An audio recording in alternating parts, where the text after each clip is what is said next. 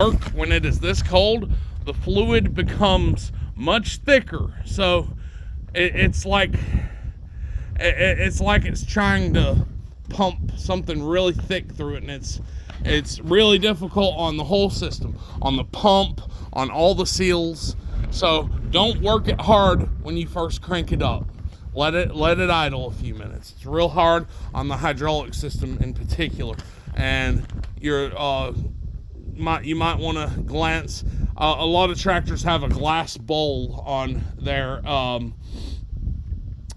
fuel line where the filter is. There'll be a glass bowl. Sometimes you can glance in that thing and tell if it's frozen, because that's one of the places that freeze easy.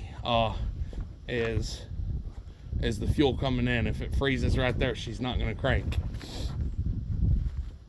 All right.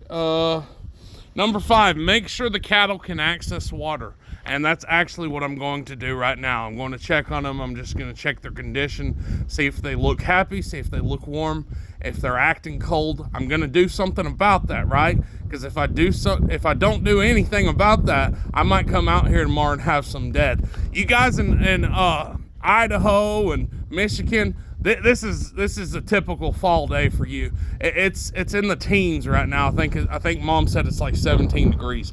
That's freezing for Alabama. That is absolutely freezing for us. My cows are not used to this cold weather. This is a cold day for them, even with their fur, even with their nice thick fur coats. This is still a cold day for them just because they live in Alabama.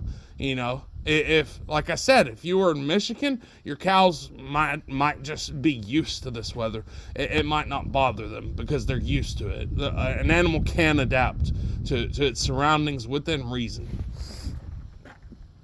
All right, number 6 is, if you have to go out and do stuff and do things, take care of things on your farm, choose your vehicles wisely.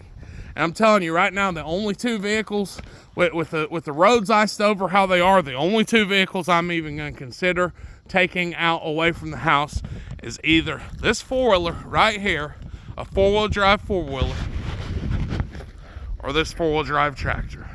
Now, we did just take this truck to get wood, and that was foolish of us, wasn't it, to need wood on the coldest day of the year where the roads are iced over. But, you know, we took the truck. We were barely able to do it. It was slipping. It was sliding.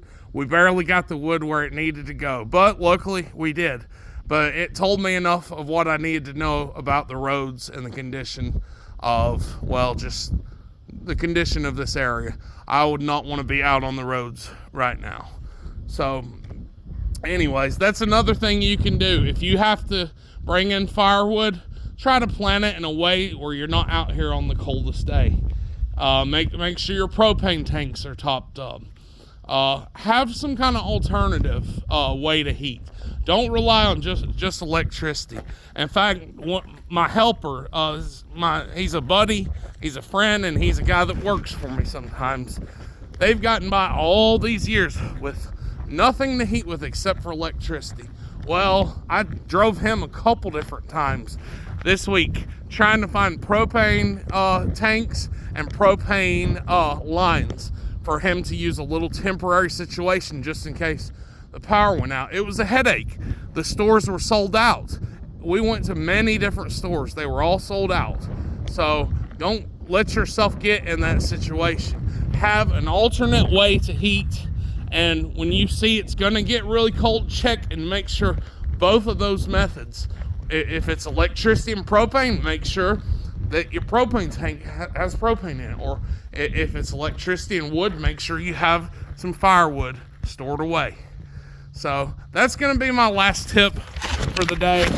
I thank y'all for watching this. And hey, the donuts, they were fun, huh? It's not all just work. It's some fun on the farm as well. Well, keep the dirt on your hands.